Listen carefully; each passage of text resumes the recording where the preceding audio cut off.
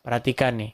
Kalau kita baca ini Bang, nih, 85% rumah ibadah tak berizin, mayoritas masjid.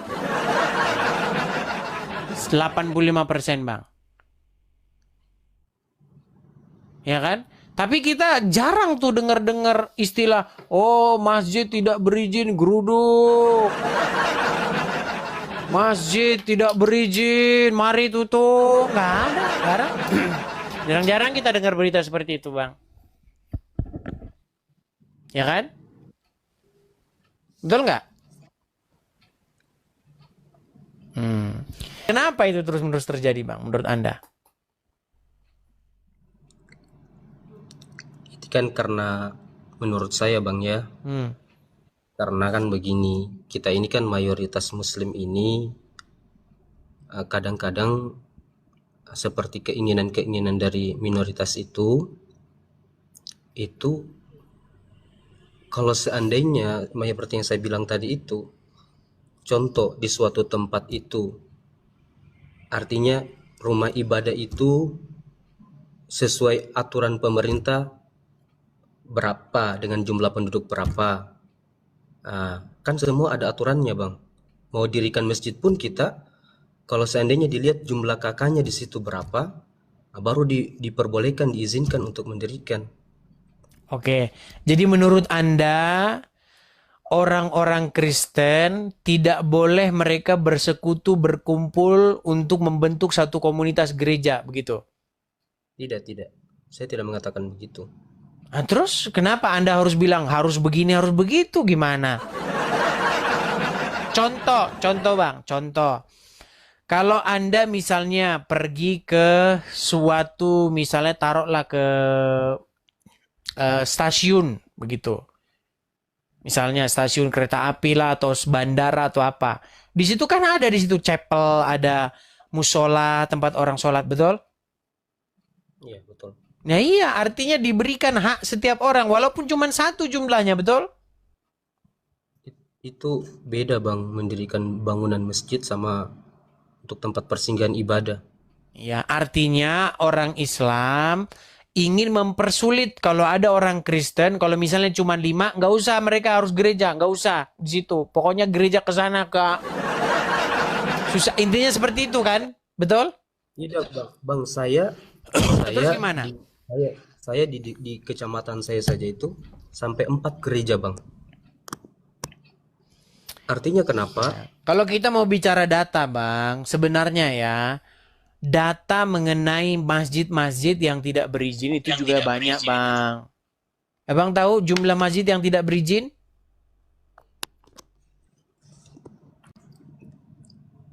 Untuk seluruh Indonesia saya tidak tahu. Nah,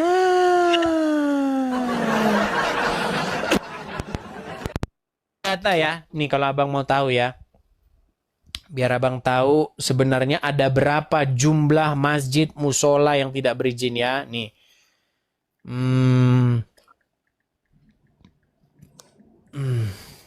Saya tunjukkan kepada Anda satu data. Saya balikkan dulu kamera saya Bang ya. Oke. Saya bacakan ya Bang ya. Jumlah masjid yang tidak berizin di Indonesia. Oke. Bentar, kita ini dari Dewan Masjid Indonesia, Bang ya. Webnya ya, Bang ya. Nih. Nih, Bang. Dewan Masjid Indonesia nih, Bang, ya. Sekitar 95% atau 37.000 masjid dari total 39.000 masjid di Provinsi Jawa Tengah, Jateng ternyata belum memiliki izin mendirikan bangunan. Kondisi ini sangat memprihatinkan bagi pimpinan wilayah Dewan Masjid Indonesia Provinsi Jawa Tengah. Nah, ini kalau berbicara soal Jawa Tengah doang, Bang. Nah, kalau di tempat-tempat lain itu nggak beda-beda jauh, Bang. Nih, perhatikan nih. Kalau kita baca ini, Bang. Nih, 85% rumah ibadah tak berizin, mayoritas masjid. 85%, Bang. Ya kan? Tapi kita jarang tuh dengar-dengar istilah, oh masjid tidak berizin geruduk. Masjid tidak berizin, mari tutup. Nggak ada, jarang. Jarang-jarang kita dengar berita seperti itu, Bang. Ya kan? Betul nggak? Jadi kalau kita mau jujur-jujuran, ya sebenarnya itu terjadi tuh pemicunya. Apakah ada ajaran agamanya di situ atau tidak gitu, Bang? Karena selama ini saya banyak, bahkan ini pemimpin-pemimpin satu lembaga, satu organisasi tertentu. Contohnya BNPT, Bang. Abang tahu BNPT? Abang tahu BNPT nggak? Ya, diteruskan. Apa BNPT itu? Dijelaskan lagi, Bang. Banyak nggak taunya dia ini. Oke lah, Bang, belajar dulu, Bang. Oke, ya, saya turunkan dulu ya, Bang, ya. Oke, belajar dulu yang banyak, Bang. Nah, kalau Abang banyak nggak taunya repot. Polisi menonton saat pembubaran orang beribadah tanggal 24 Mei minggu lalu di Bantul. Anehnya, orang dibubarkan beribadah, bahkan rumah ibadah tersebut mau dihancurkan, dibongkar, tapi polisi menonton. Sebenarnya tugas kalian ngapain? Bukankah mengamankan? Bukan melarang pembubaran tersebut, malah kalian menonton. Aneh ya, polisi ini ternyata tugasnya menonton keributan. Dengan SKB 3 Menteri tentang beragama yang terjadi di Bantul, GMS dibubarkan paksa oleh ormas dan warga. Seperti cuplikan video berikut ini. Ya, di situ ada polisi, ada Babinsa dari TNI. Kenapa ormas itu tidak ditangkapi, malah didiamkan?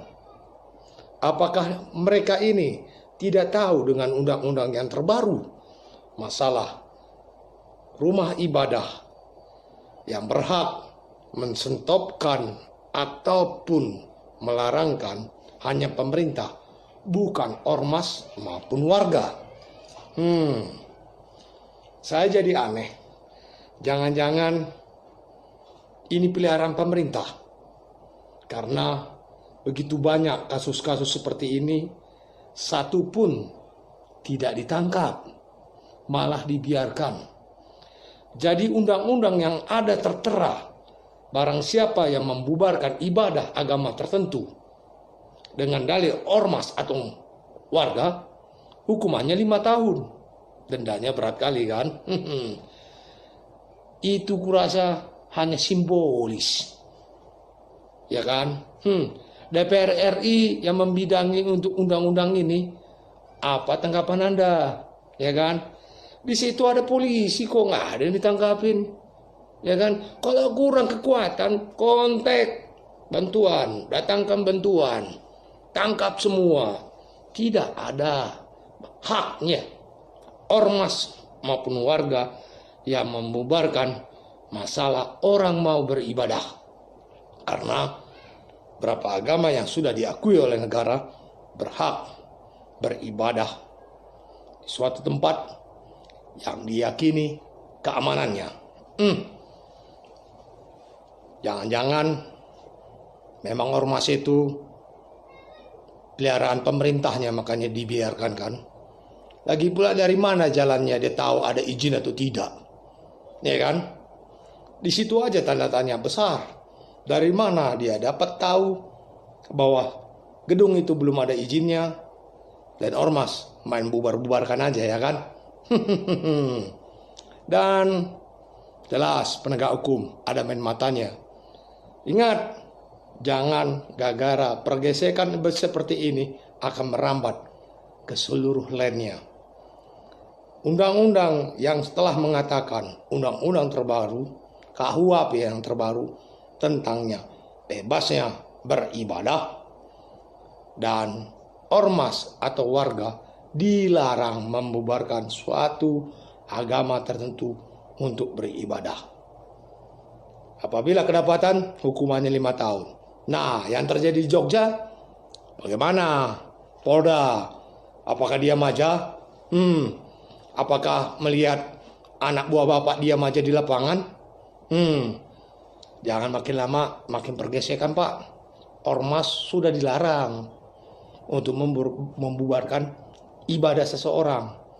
Hanya pemerintah yang berhak menegur dan menstopkan, bukan ormas atau warga. Salam Nusantara, salam penegakan hukum, jangan plan-plan.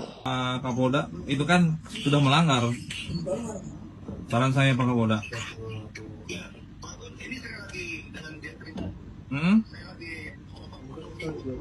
Betul, udah masuk ke tindak pidana itu Pak, mengganggu, menghambat dan mengganggu terus merusak ya. Sudah masuk pidana. Betul.